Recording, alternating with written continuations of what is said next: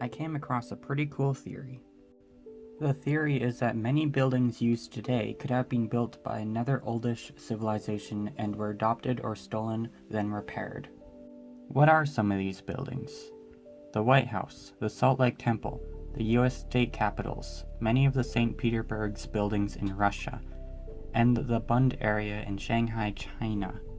Just to name a few. However, what exactly isn't inherited does vary from theorist to theorist.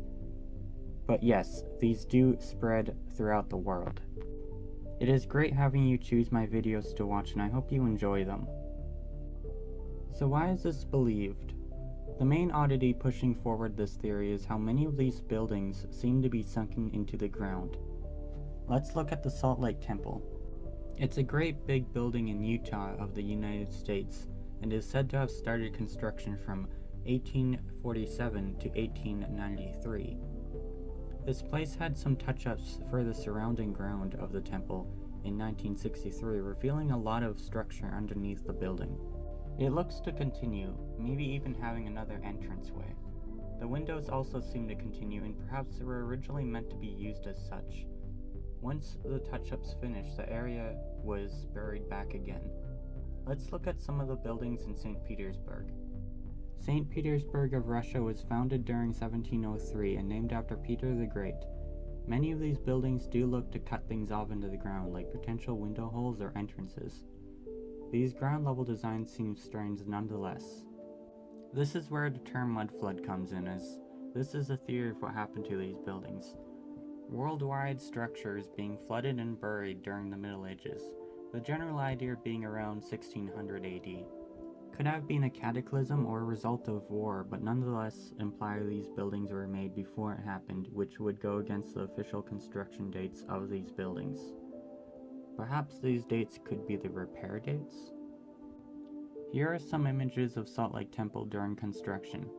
There is evidence of the construction, however, it does not mean it was 100% built from the ground up. This allows history to say it was under construction during these times while not having to say the whole story. This is an interesting photo of the construction of the Iowa state capitol in 1884. A point I've seen being made is that this area was not cleared before beginning the construction of the building. It's surrounded by trees and is generally leveled badly. The clearing was done after its creation. So I feel as though I should begin to talk about the branch theory of this. When searching about the mud flood theory, you may have also come across the term Tartaria. It is difficult to ascertain exactly what Tartaria is. According to Wikipedia, it is a region or multiple regions in Asia that represent unknown areas by Europeans. Meanwhile, in the Encyclopedia Britannica, Volume 3 of 1771, it explains Tartaria as a vast country in the northern parts of Asia. A British 1783 table of flags show Tartaria, or Tartary in this case, as one of the flags. The theory is that this civilization was much bigger than thought and could have existed for hundreds of years. The inherited buildings buried under the mud floods is attributed to this civilization, and in extension is believed to have been worldwide.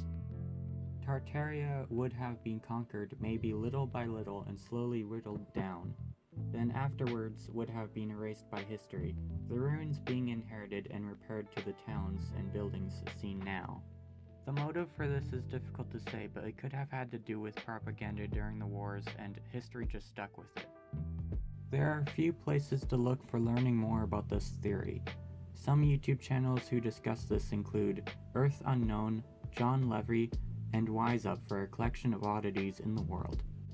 There is also the site Stolen History that discusses this stuff in detail.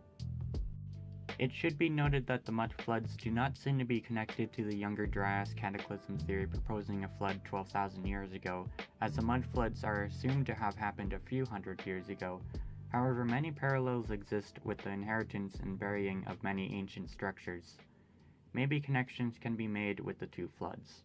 If anyone plans to make a rebuttal, there are a few things I'd like to see be answered. Number 1, an explanation on how buildings may have dug underground another way, or if not, then why underground structures look like they have entrances or windows. Number 2, photo evidence of some of the buildings under early construction or of empty land they were on, and 3. What the term Tartaria means. It'd be great to see them, and honestly, it'd be an honor to have responses to this video.